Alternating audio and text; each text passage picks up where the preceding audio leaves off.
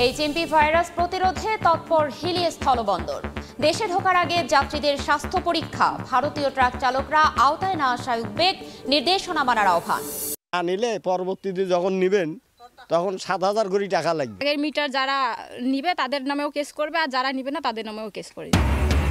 মামলার ভয় দেখিয়ে রংপুরে প্রিপেইড মিটার স্থাপনের অভিযোগ। অতিরিক্ত বিল, হিডেন চার্জ ও রিচার্জ সমস্যায় বিপাকে গ্রাহকরা, দ্রুত সরিয়ে নেয়ার দাবি। নদী খাল বিল খননে রংপুর অঞ্চলে 489 কোটি টাকা খরচ।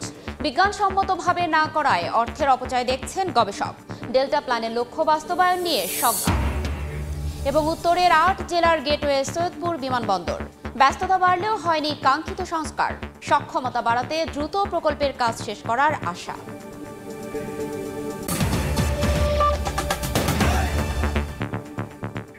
আমন্ত্রণ সময় সংবাদের নিয়মিত আয়োজন বিভাগীয় সময়ে। থাকছি সপ্তাহের 7 দিন ভিন্ন ভিন্ন বিভাগের সংবাদ নিয়ে। আজ থাকছে রংপুর বিভাগ, সঙ্গে আছি আমি ফারজান আলিনা। এইচএমপি ভাইরাস প্রতিরোধে নড়ে চড়ে বসেছে স্থলবন্দর কর্তৃপক্ষ।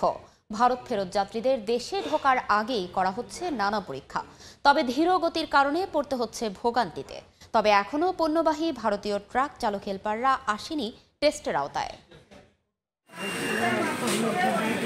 ইমিগ্রেশনে অপেক্ষায় পাসপোর্টধারী যাত্রীরা।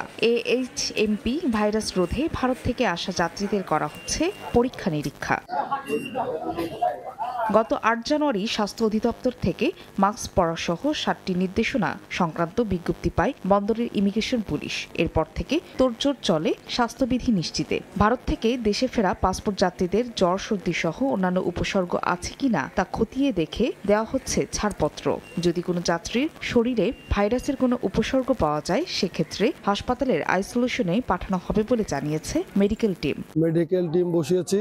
পাশাপাশি স্বাস্থ্য অধিদপ্তরের দেওয়া যে নির্দেশনাগুলো, এগুলো যেন প্রত্যেকটা পাসপোর্টধারী যাত্রী মেনে চলে, সেই বিষয়ে আমরা পদক্ষেপ নিয়েছি। কোনোটা যদি আমাদের কাছে সন্দেহভাজন মনে হয়, সেটার জন্য পরবর্তী অবস্থার জন্য উপজেলা হেলথ কমপ্লেক্সে পাঠানোর ব্যবস্থা করছি।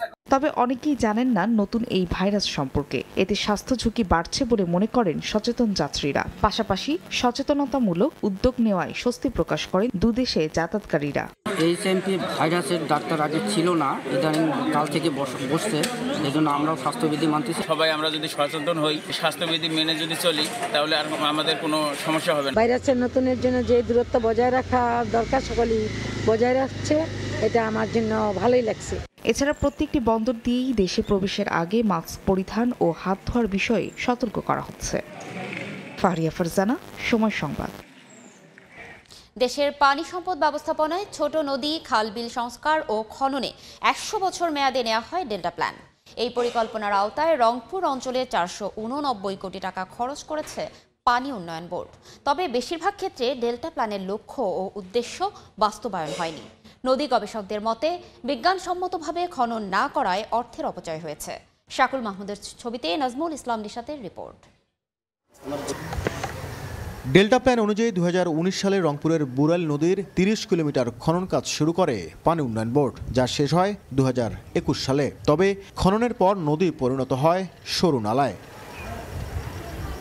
2019 সাল থেকে এ পর্যন্ত এ পরিকল্পনার আওতায় 489 কোটি টাকা খরচ করে রংপুর বিভাগের 36টি ছোট নদী ও 38টি খাল খনন করা হয়। স্থানীয়দের অভিযোগ, খননের ক্ষেত্রে বেশিরভাগ জায়গায় সিএস ম্যাপ অনুসরণ করা হয়নি। এমনকি 2 তীর বাঁধার পাশাপাশি সেচের পানির নিশ্চয়তা ও মাছের অভয়ারণ্য তৈরির যে প্রতিশ্রুতি দেওয়া হয়েছিল তা বাস্তবায়ন হয়নি। যেহেতু পানি পাওয়া যায় নাই, ফল নাই, তাই যে টাকাটা ব্যয় হয়েছে ওটাই তো সরকারের লস। মেশিন লাগে চায়নাবাদ পানি দেবে, তাহলে চাষির ঘরে সুবিধা হবে। আপনি কাগজ দেখবেন না নদী কোনটা আর জমি কোনটা। তবে পানি উন্নয়ন বোর্ডের দাবি, পানি সম্পদ ব্যবস্থাপনায় এই পরিকল্পনা কার্যকরী ভূমিকা রাখবে। গ্রাউন্ড ওয়াটারের উপর চাপ কমছে এবং মৎস্য এবং অন্যান্য যে প্রাণীকুল জীববৈচিত্র্যের জন্য, অর্থাৎ সার্বিক পরিবেশের জন্য এটা একটা ইতিবাচক প্রভাব আমরা লক্ষ্য করছি। স্থানীয়রা বলছেন, বছরের অধিকাংশ সময় এসব নদীনালা, খালবিলে কোনো পানি থাকে না। আর বিশেষজ্ঞদের মতে পরিকল্পিত এবং বিজ্ঞানসম্মতভাবে খনন না করায় এটি শুধু অর্থেরই অপচয় হয়েছে। বিশেষজ্ঞরা বলছেন বিচ্ছিন্নভাবে নদী ও খাল খননের আগে মূল নদীর সঙ্গে শাখা নদীগুলোর সংযোগ স্থাপনে গুরুত্ব দিতে হবে। তা না হলে পরিকল্পনা কোনো কাজে আসবে না। নদী ক্ষতিগ্রস্ত হয়েছে, নদীর তলদেশ ক্ষতিগ্রস্ত হয়েছে, পানির উৎস না থাকার কারণে নদীর প্রবাহটাও ফেরে নাই। ফলে সবকিছু মিলে এটা যেটা অপরিকল্পিত কাজ হয়েছে সেটাই প্রমাণ করে। বর্তমানে ডেল্টা প্ল্যানের আওতায় পানি উন্নয়ন বোর্ডের 9টি প্রকল্পের কাজ চলমান রয়েছে। নাজমুল ইসলাম নিশাত, সময় সংবাদ, রংপুর। এ বিষয়ে আলোচনার জন্য এই মুহূর্তে রংপুরে আছেন সহকর্মী নাজমুল ইসলাম নিশাত। তার সঙ্গে যুক্ত হচ্ছেন রংপুর পানি উন্নয়ন বোর্ডের তত্ত্বাবধায়ক প্রকৌশলী আহসান হাবিব। সরাসরি চলে যাচ্ছি নিশাতের কাছে। মূলত ডেল্টা প্ল্যানের আওতায় রংপুর বিভাগে 2019 সাল থেকে এখন পর্যন্ত প্রায় 80টি ছোট নদী এবং খাল খনন করা হয়েছে এবং বলা হচ্ছে যে এসব নদী এবং খাল খননের ফলে পানির স্তর যেমন ঠিক থাকবে এবং একই সাথে এসব নদী থেকে কৃষকরা পানি ব্যবহার করতে পারবেন এবং মাছের অভয়ারণ্য তৈরি করা হবে। সবকিছু মিলে আমরা আলোচনা করব। আমার সাথে অতিথি হিসেবে রয়েছেন আহসান হাবিব, তত্ত্বাবধায়ক প্রকৌশলী পানি উন্নয়ন বোর্ড। সরাসরি আপনার কাছে একটু জানতে চাই, এই যে ডেল্টা প্ল্যানের আওতায় যে ছোট নদী এবং খাল খনন করা হলো এবং হচ্ছে ধারাবাহিকভাবে হবে আপনারা বলছেন, এর ফলে ওইসব এলাকায় জীববৈচিত্র্য কৃষকরা কিভাবে উপকৃত হবে বলে মনে করেন? এবং অনেক ক্ষেত্রে অভিযোগ রয়েছে সিএস ম্যাপ অনুসরণ না করেই মূলত এসব খাল খনন করা হচ্ছে। ধন্যবাদ আপনাকে আমাকে সংযুক্ত করার জন্য। আসলে আপনারা জানেন যে বাংলাদেশ পানি সম্পদে বিশাল চ্যালেঞ্জের সম্মুখীন, কারণ বাংলাদেশ হলো ভাটির একটি দেশ। আমাদের দেশের যে নদ নদীগুলো প্রবাহিত হয়েছে তার 93% নদীর পানি আসে দেশের বাইরে থেকে, অর্থাৎ মাত্র 7% ক্যাচমেন্ট এরিয়া আমাদের দেশের অভ্যন্তরে। একইভাবে আমাদের যে জলবায়ু সংক্রান্ত বিষয় আছে, অর্থাৎ বর্ষা মৌসুমের 4 মাসে আমাদের প্রায় 80 থেকে 90% বৃষ্টিপাত সংঘটিত হয়। ফলে উজানের দেশগুলো যখন বিভিন্ন অবকাঠামো নির্মাণ করে আমাদের ভাটির দেশে নদীর পানি প্রবাহ বাধাগ্রস্ত হয় এবং নদ নদীগুলো অনেক ক্ষেত্রেই দেখা গেছে যে ইতিপূর্বে যে অবস্থানে ছিল তার অনেকটাই পানি প্রবাহ বিঘ্নিত হয়েছে এবং কিছু কিছু ক্ষেত্রে মানুষের দখলদারিত্বের কারণেও নদীগুলো ভরাট হয়ে গেছে। এই পরিস্থিতি থেকে উত্তরণের জন্য ডেল্টা প্ল্যানের আওতায় সারা দেশব্যাপী নদী খননের উদ্যোগ গ্রহণ করা হয় এবং কিছু কিছু ক্ষেত্রে আমাদের নদী খনন কার্যক্রম এখনো কিছু কিছু প্রকল্পের আওতায় চলমান রয়েছে। তো এর মাধ্যমে যে উপকারটা হয় যে অনেক খাল বিল এবং ছোট নদী শুকিয়ে গিয়েছিল, সেগুলো আমরা অবৈধ দখল মুক্ত করে খনন করতে সক্ষম হয়েছি। নদীতে পানি সারা বছর কিছু কিছু নদীতে আমরা রাখতে পারছি এবং কিছু কিছু জায়গায় অবকাঠামো নির্মাণ করেও পানি ধরে রাখতে আমরা সক্ষম হচ্ছি। এতে এই ভূপরিস্থ পানি দ্বারা কৃষকরা এলএলপি ব্যবহার করে সেচ কার্যক্রম পরিচালনা করতে সক্ষম হচ্ছেন। এছাড়া অন্যান্য যে জলজ প্রাণী আছে, মাছ ছাড়াও জীববৈচিত্র্যের এটা যেমন উপকারী, পাশাপাশি নদীতে পানি থাকলে ভূগর্ভস্থ পানির উপরে চাপ অনেকাংশেই নিরসন করা সম্ভব হয়। আপনারা জানেন বরেন্দ্র এলাকা সেখানে অনেক ক্ষেত্রে আমরা দেখছি যে ছোট নদীগুলো খনন করা হয়েছে কিংবা খাল, সেই জায়গাগুলো তো এখন পানি নেই এবং কৃষকরা সেচের পানি পাচ্ছেন না এবং মূল নদীর সাথে যে সংযোগের যে খনন সেই জায়গাটাতে উদ্যোগ নেওয়া হচ্ছে কিনা এবং অনেকেই একটা অভিযোগ রয়েছে যে অপরিকল্পিত খনন হচ্ছে, সে বিষয়টা আসলে কতটুকু ঠিক? অপরিকল্পিত খনন বলতে আমরা ডেল্টা প্ল্যানের আওতায় যে নদীগুলো খনন করেছি আমরা মূলত সিলেক্ট করেছি ছোট নদীগুলোকে, কারণ বড় নদীতে যদি বিচ্ছিন্নভাবে খনন করা যায়, আপনি জানেন আমাদের দেশে ভাটির দেশ হিসাবে প্রতি বছর প্রায় 1 বিলিয়ন টন পলি প্রবাহিত হয়। সো বিচ্ছিন্ন আকারে খনন করলে পরবর্তী বর্ষা মৌসুমে এই নদীগুলো ভরাট হয়ে যায় অনেকাংশে। সে কারণে আমরা ছোট নদীকে প্রায়োরিটি দিয়েছি যাতে এগুলো খনন করলে বৃষ্টির পানি ধরে রেখেও চাষাবাদ করা সম্ভব হয় এবং মৎস্য এবং অন্যান্য জলজ প্রাণীর জন্য সর্বোপরি পরিবেশের জন্য ইতিবাচক প্রভাব আমরা পেয়েছি। আপনি বলছেন যে এই নদীগুলো খননের ফলে ইতিবাচক প্রভাব এসে জলবায়ু এবং মৎস্য এবং একই সাথে কৃষকরা সুবিধা পাচ্ছেন। আমরা আলোচনা করছিলাম ডেল্টা প্ল্যানের আওতায় যে ছোট নদী এবং খাল খনন করা হচ্ছে সেটির সুবিধা আসলে স্থানীয়রা কিভাবে পাচ্ছে। সবকিছু মিলে এই ছিল আলোচনা আমার কাছে আজকে রংপুর থেকে। সরাসরি যুক্ত ছিলাম রংপুরের সহকর্মী নাজমুল ইসলাম নিশাতের সঙ্গে। বিদ্যুতের প্রিপেইড মিটার নিয়ে বিপাকে রংপুরের গ্রাহকরা। তাদের অভিযোগ, জোর করে প্রিপেইড মিটার স্থাপন শুরু করেছে নেসকো। প্রতিবাদ জানালে কর্ণপাত না করে উল্টো মামলার ভয় দেখাচ্ছে কর্তৃপক্ষ। বিশেষজ্ঞরা বলছেন, মিটার পরিবর্তনের আগে গ্রাহকদের কথা বিবেচনা করেই সিদ্ধান্ত নেওয়া উচিত। তারিকুল ইসলামের ছবিতে আব্দুর রশিদ জীবনের রিপোর্ট। রংপুর নগরীর পার্বতীপুর এলাকার বেশিরভাগ টিনশেড বাড়িতে প্রিপেইড মিটার স্থাপন করে নর্দার্ন ইলেকট্রিসিটি পাওয়ার কোম্পানি নেসকো। পুরাতন মিটার নিয়ে নতুন মিটার লাগানো হয় কোনো নোটিশ ছাড়াই। গ্রাহকদের অভিযোগ, অস্বীকৃতি জানালেও জোর করেই এসব নতুন মিটার স্থাপন করছে প্রতিষ্ঠানটি। এতে নানা সমস্যায় পড়তে হচ্ছে তাদের। এমনকি পরবর্তীতে মিটার বদলানোর দাবিতে বিদ্যুৎ অফিসে গেলে মামলার ভয়ভীতি দেখানো হচ্ছে। আজকে নেওয়া লাগবে, মিটারটা কত করে কিভাবে নেবেন, 50 টাকা করে দেওয়া লাগবে। ওনার সাথে আমার দেখাই হয় নাই, আর কি কব। এখন এরা বাধা করছে, তারপরে কইছে যে না নিলে পরবর্তীতে যখন নেবেন তখন 7,000 করে টাকা লাগবে। এই মিটার নেওয়া বাতিল করা যাবে না, আর আগের মিটার যারা নিবে তাদের নামেও কেস করবে, আর যারা নিবে না তাদের নামেও কেস করবে। এদিকে অতিরিক্ত দাম, রিচার্জের সমস্যা, হিডেন চার্জ সহ বিভিন্ন অসুবিধার কথা জানিয়ে প্রিপেড মিটার বন্ধের দাবি জানিয়েছে বিভিন্ন সংগঠন। যেখানে দাম 2,500 টাকা, সেই মিটারের দাম 8,000 টাকা কেন নেবে? এটা নিয়ে আমরা মানুষের মধ্যে যে বিক্ষোভ, বসন্ত, সেটা আমরা দেখেছি। আমরা চাই না যে কোনো অনাকাঙ্ক্ষিত পরিস্থিতির উদ্ভব হোক। বিশেষজ্ঞরা বলছেন, গ্রাহকদের কথা বিবেচনা করেই সরকারের এ বিষয়ে সিদ্ধান্ত নেওয়া উচিত। এটা উন্নত বিশ্বের সাথে তুলনা করতে হবে না, আমাকে আগে ফ্যাসিলিটিটা দিতে হবে। আমাকে তো গ্রাহক লেভেলে আগে সেভাবে ফিল্ডটা তৈরি করতে হবে। একটা জিনিস আমি চাপাই দিলাম, আসলে সেটা আমি নিতে পারবো কিনা, আগে আমার তো মাঠটাই প্রস্তুত না।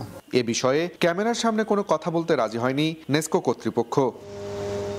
আব্দুর রশিদ জীবন, সময় সংবাদ, রংপুর। দিন দিন ব্যস্ততা বাড়ছে নীলফামারীর সৈয়দপুর বিমানবন্দরের। সম্প্রতি বিমানবন্দরের সক্ষমতা বাড়াতে প্রায় 200 কোটি টাকার উন্নয়ন প্রকল্প হাতে নিয়েছে কর্তৃপক্ষ। চলতি শীত মৌসুমে প্রকল্পের কাজ শেষ করার আশ্বাস সংশ্লিষ্টদের। মোহাম্মদ সোহেলের ছবিতে শাকির হোসেন বাদলের রিপোর্ট। আকাশপথে রংপুর বিভাগের 8 জেলার গেটওয়ে নীলফামারীর সৈয়দপুর বিমানবন্দর। সময় পরিবর্তনের সঙ্গে এই বিমানবন্দরের ব্যস্ততাও বাড়ছে।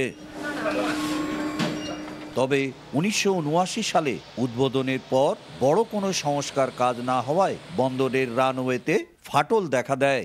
নিরাপত্তা প্রাচীর ভাঙনের পাশাপাশি জায়গা কমে যায় বিমান পার্কিংয়ের। দুর্ঘটনা ঝুঁকি এড়াতে দীর্ঘদিন পর বিমানবন্দরটির উন্নয়নের কাজ শুরু করেছে কর্তৃপক্ষ।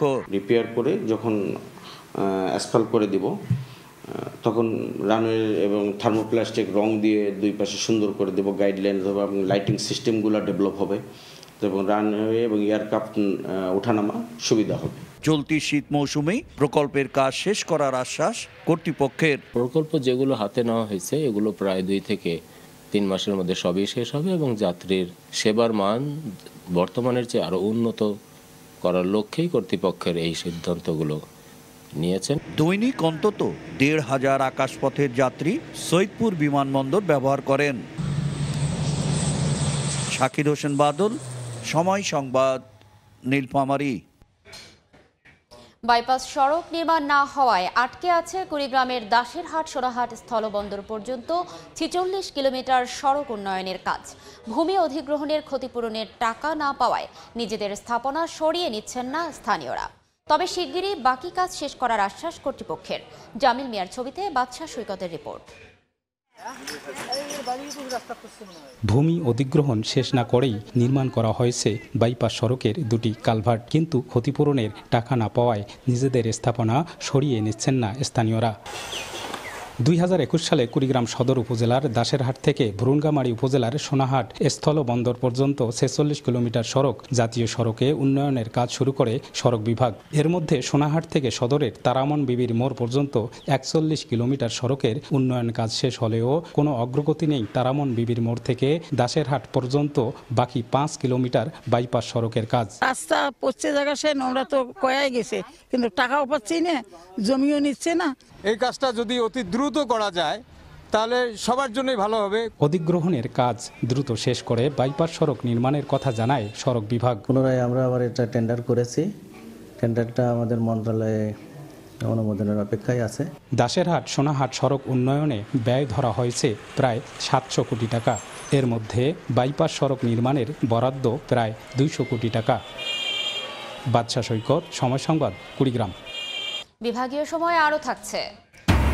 হিলি স্থলবন্দর দিয়ে বেড়েছে চাল আমদানি। 2 দিনের ব্যবধানে কেজিতে কমেছে 2 টাকা। ডলারের দাম কমার প্রভাব বলছেন আমদানিকারকরা।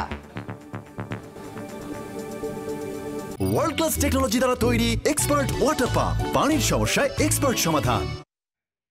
উদ্বোধনের পর 6 বছরে কোনো সাংস্কৃতিক কার্যক্রম হয়নি দিনাজপুরের ক্ষুদ্র নৃগোষ্ঠী সাংস্কৃতিক একাডেমিতে। দেখভাল না থাকায় সরকারি এ স্থাপনাটি এখন পরিত্যক্ত। এ নিয়ে জনবল সংকটের অজুহাত শিল্পকলা একাডেমির। গোলাম নবী দুলালের তথ্য ও মঞ্জিদ আলম শিমুলের ছবি নিয়ে রিপোর্ট। যেখানে সাংস্কৃতিক কর্মীদের পদচারণায় মুখরিত থাকার কথা পুরো প্রাঙ্গণ, সেখানে চারদিকে এখন শুনশান নীরবতা। অনেকটা ভুতুড়ে পরিবেশ দিনাজপুরের ক্ষুদ্র নৃগোষ্ঠী সাংস্কৃতিক একাডেমির। সাঁওতাল, ওঁরাও, মুন্ডা ও রাজবংশী সহ সমতলের ক্ষুদ্র নৃগোষ্ঠীর 17টি সম্প্রদায়ের মধ্যে বড় একটি অংশের বসবাস উত্তরের এই জেলায়। তাদের ইতিহাস, ঐতিহ্য লালন এবং সংস্কৃতি ও ভাষা চর্চায় 2018 সালে প্রতিষ্ঠা করা হয় সাংস্কৃতিক একাডেমিটি। উদ্বোধন জমজমাট হলেও এরপর পেরিয়ে গেছে দীর্ঘদিন, তবে সেখানে আর হয়নি কোনো সাংস্কৃতিক কার্যক্রম। বিল্ডিং এ ফাটল ধরেছে, মরিচা ধরেছে, জানলা টানলা নষ্ট হয়ে যাচ্ছে। জনবল সংকটের কথা উল্লেখ করে জেলা শিল্পকলা একাডেমির কর্মকর্তা বলছেন, সাংস্কৃতিক একাডেমিটির কার্যক্রম চালুর বিষয়ে একাধিকবার চিঠি দেয়া হয়েছে মন্ত্রণালয়ে। মূল ঘাটতিটাই হচ্ছে জনবলের কাজের আন্তরিকতার কোনো অসুবিধে নেই। আমাদের যতটুকু জেনেছি যে আমরা আসলে খুব অতি শীঘ্রই এটি জনবল পাচ্ছি এবং এটির কার্যক্রম অতি শীঘ্রই শুরু হচ্ছে। জেলা শহরে 7 কোটি 81 লাখ টাকা ব্যয়ে নির্মাণ করা হয় ক্ষুদ্র নৃগোষ্ঠী সাংস্কৃতিক একাডেমিটি। সময় সংবাদ, দিনাজপুর। স্বাস্থ্য সেবা থেকে বঞ্চিত গাইবান্ধার চরাঞ্চলের বাসিন্দারা। জেলার বিভিন্ন চরে 30টি কমিউনিটি ক্লিনিক থাকলেও নিয়মিত পাওয়া যায় না স্বাস্থ্য সহকারীদের। এ কারণে চিকিৎসার জন্য চরবাসীদের উপজেলা শহরে যেতে পাড়ি দিতে হয় কয়েক মাইল বালুর পথ। অবশ্য শিগগিরই এ বিষয়ে ব্যবস্থা নেওয়ার আশ্বাস সিভিল সার্জনের। বিপ্লব ইসলামের রিপোর্ট। শুষ্ক মৌসুমে গাইবান্ধা সদর, সুন্দরগঞ্জ, ফুলছড়ি ও সাঘাটা উপজেলার চরাঞ্চল এখন বালুতে ঢাকা। বাণিজ্য ও স্বাস্থ্যসেবার জন্য চরের বাসিন্দাদের পাড়ি দিতে হচ্ছে দীর্ঘ পথ। জেলার চরাঞ্চলে 30টি কমিউনিটি ক্লিনিক রয়েছে, কিন্তু বাসিন্দাদের অভিযোগ সেখানে নিয়মিত পাওয়া যায় না স্বাস্থ্য সহকারীদের। এছাড়া চাহিদার তুলনায় অপ্রতুল ওষুধ সরবরাহ। এ কারণে স্বাস্থ্যসেবার জন্য তাদের উপজেলা স্বাস্থ্য কমপ্লেক্সে যেতে পাড়ি দিতে হয় মাইলের পর মাইল বালুর পথ। মিনিমাম একটা জ্বর, সর্দির, কাশি এগুলো চিকিৎসা নিতে হলেও তারা দীর্ঘ 7-8 কিলোমিটার পথ পাড়ি দিয়ে তাদের চিকিৎসা নিতে হয়। ডাক্তারদেরকে অ্যাপয়েন্টমেন্ট দেওয়া হয়েছে, তারা সঠিক সময়ে যাচ্ছে না এবং তারা যাইতে চায় না আর কি। প্রসব বেদনা উঠলেও রাস্তার মধ্যেই প্রসব বেদনা হয়, বাচ্চা হয়, ডেলিভারি হয়। যাইতে যাইতে এমনও আছে তার মৃত্যু ঘটে। বর্তমান সরকার কাছে যে এরকম প্রত্যেকটা ওয়ার্ডে একটা করে স্থায়ী কমিউনিটি ক্লিনিক হওয়ার দরকার। ক্লিনিকগুলো একটু দূরত্ব অনেক, তো এই জন্য আমার এই ক্লিনিকটা কাছাকাছি জন্য এখানে একটু রোগীর চাপটা বেশি আসে। সমাজকর্মীরা বলছেন, চরের মানুষের স্বাস্থ্যসেবা বাড়াতে সরকারের পাশাপাশি বেসরকারিভাবে সহযোগিতা সহ উদ্যোগ প্রয়োজন। চর বেল্টেই কিছু অ্যাক্টিভিটি গ্রহণ করা দরকার, যেখানে ওই এলাকার লোকজন তারা তাদের কমিউনিটির থেকে এই সুযোগ সুবিধাগুলো তৈরি করবে। পরিস্থিতির সত্যতা স্বীকার করে ব্যবস্থা নেওয়ার আশ্বাস সিভিল সার্জনের। যদি ডাক্তারের সংখ্যা বৃদ্ধি করা যায় গ্রাম অঞ্চলে বিশেষ করে, এবং যাতায়াতটা সুনিশ্চিত করা গেলে অবশ্যই ডাক্তার সেখানে গিয়ে সেবা দিতে পারবে। গাইবান্ধার 4 উপজেলায় ছোট বড় 165টি চর রয়েছে। বিপ্লব ইসলাম, সময় সংবাদ, গাইবান্ধা। হিলি স্থলবন্দর দিয়ে বেড়েছে ভারত থেকে চালের আমদানি। 2 দিনের ব্যবধানে প্রতি কেজি চালের দাম কমেছে 2 টাকা পর্যন্ত। আমদানিকারকরা জানান, ডলারের দাম কিছুটা কমার প্রভাব পড়েছে আমদানিতে। শফিকুল ইসলাম শফিকের পাঠানো তথ্য ও ছবি নিয়ে রিপোর্ট। চালের দাম সহনীয় রাখতে 11 নভেম্বর থেকে শুরু হয়েছে শুল্কমুক্ত চাল আমদানি। প্রথম দিকে 20 থেকে 25 ট্রাক এলেও এখন তা দাঁড়িয়েছে 50 থেকে 80 ট্রাকে। আমদানির পরও গত 1 মাসে দাম কমেনি। বর্তমানে ক্রেতা সংকট এবং ডলারের মূল্য কিছুটা স্বাভাবিক হয়ে আসায় কমেছে চালের দর। দুদিন আগেও 40 ও 94 জাতের সরু চালের দাম ছিল কেজি প্রতি 65 টাকা। বর্তমানে তা কমে বিক্রি হচ্ছে 63 টাকায়। সম্পা কাটারি 3 টাকা কমে বিক্রি হচ্ছে 67 টাকায়, আর আতপ চাল 2 টাকা কমে বিক্রি হচ্ছে 50 টাকায়। এতে খুশি পাইকাররা। মোটামুটি চালের দাম কম, যার কারণে শুনে আমার বগুড়া থেকে আসলাম। আগের থেকে একটু কম দাম হয়েছে, হ্যাঁ 2-4 টাকা। 1 টাকা কেজিকে কম, মানে টনে 1000 টাকা কম হচ্ছে। আমরা 20 টন মাল যদি বিক্রি করতে যাই 20,000 টাকা কম হচ্ছে। ডলারের দাম একটু কমে যাওয়ার কারণে দাম কিন্তু স্বাভাবিক অবস্থায় ফিরে আসছে এবং আমদানি অব্যাহত আছে। বাজারে সরবরাহ বাড়াতে বন্দর থেকে দ্রুত চাল ছেড়ে দিতে সহযোগিতা করছে বন্দর ও কাস্টমস কর্তৃপক্ষ। আমরা দ্রুততার সহিত শুল্কায়ন সম্পন্ন করে ছাড় প্রদান করতেছি। অন্য পণ্যগুলোও স্বাভাবিক আমদানি হচ্ছে, এ বিষয়ে কোনো সমস্যা নাই। হিলি কাস্টমস ও বন্দরের তথ্য মতে 11 নভেম্বর থেকে 13 জানুয়ারি পর্যন্ত ভারত থেকে 93,050 মেট্রিক টন চাল আমদানি হয়েছে। সময় সংবাদ, হিলি।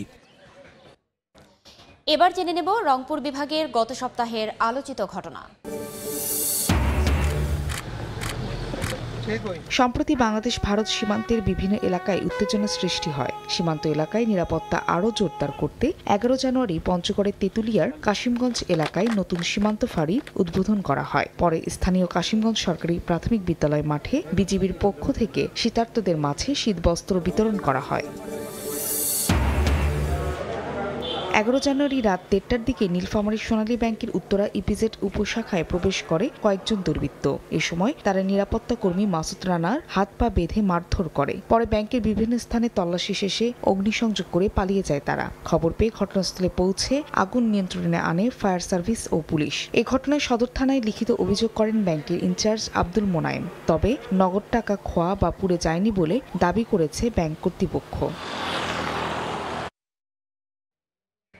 বিভাগীয় সময়ের শীর্ষ সংবাদগুলো জানিয়ে দিচ্ছি আরও একবার। এইচএমভি ভাইরাস প্রতিরোধে তৎপর হিলি স্থলবন্দর।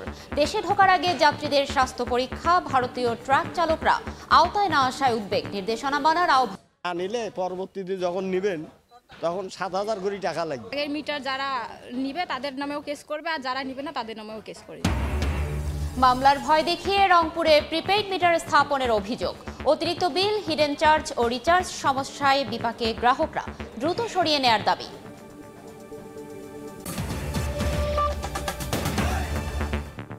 এই ছিল বিভাগীয় সময়ে। আগামীকাল থাকবো রাজশাহী বিভাগের আয়োজন নিয়ে। সঙ্গে থাকুন সময়ের।